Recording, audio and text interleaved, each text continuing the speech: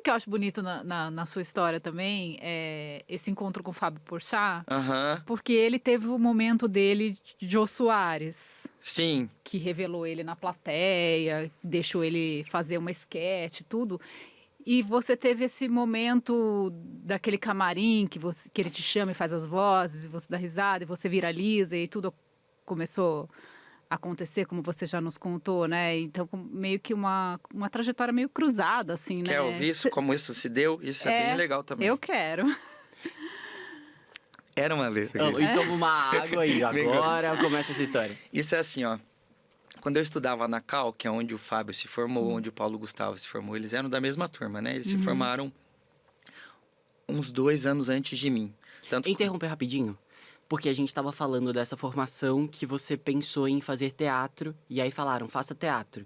Então você foi fazer e aí você fez Cal. É essa linha? Fui fazer Cal. Eu indo pro Rio esperar o resultado do vestibular, eu li numa revista do avião que a Cal era um dos melhores lugares de teatro do Brasil. Botei na minha cabeça que eu queria fazer aquilo, não passei em vestibular nenhum. Minha avó me chamou para morar lá, fui fazer Cal uma semana depois, porque ainda tentei fazer a universidade da cidade, que meus pais queriam uma universidade.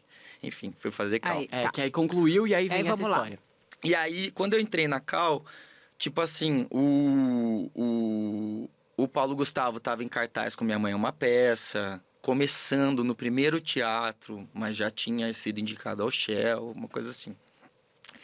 E eu me encantei pela Celina Sodré, que é uma diretora conhecida de teatro, né, lá no Rio. Ela me deu aula, tipo, foi quando eu pensei, é isso que eu quero fazer da minha vida. Porque as aulas de todas as profissões, muitas vezes não te parecem a profissão, né? É um desafio você fazer uma faculdade e pensar, é isso que eu quero? Porque ainda mais se você não gosta muito das aulas, né? E eu amava as aulas dela. E o Fábio trabalhava com ela, o Porchat. Nessa época ele escrevia pro Zorra, ele já fazia muita coisa, fazia stand-up. E aí, nesse período, eu pensei, todo ator dá entrevista dizendo alguma loucura que fez pra, tipo assim, foi falar com o diretor, bateu na porta de alguém e tal. Eu falei, Celina, eu quero mostrar pro Fábio os personagens que eu faço. Ela, tá bom, eu te passo o telefone dele e tal. E eles dois têm uma escola de teatro lá no Rio, né? O Instituto do Ator. Aí eu mandei mensagem pra ele, falei, oi, Fábio, é o Jeff. Eu sou assistente da Celina, então eu tava sendo assistente dela também. Você pode ver meus personagens? Ele, sim. Marcamos, eu mostrei pra ele. Eu levei um papel, acho que eu tinha 28 itens que eu queria mostrar pra ele. E aí ele ficou me vendo e acabou. E eu falei, é isso, queria só que você visse os personagens que eu faço. Aí ele, vamos escrever um texto pra você fazer stand-up com a gente lá no Comédia em Pé, eu te ajudo e tal. Me apresentei com ele 2 vezes no Comédia em Pé, tinha o Danilo Gentili, ele e tal, a gente se apresentava. Foi muito legal e tal. Disso ele me indicou pra me apresentar no Faustão. Eu fui no Faustão, foi assustador, eu travei no Que ao era tipo vivo. um reality, não era? De comediante? Era, o primeiro Quem Chega Lá que tinha. Foi assustador pra mim, eu travei, assim, eu fiquei morrendo de medo.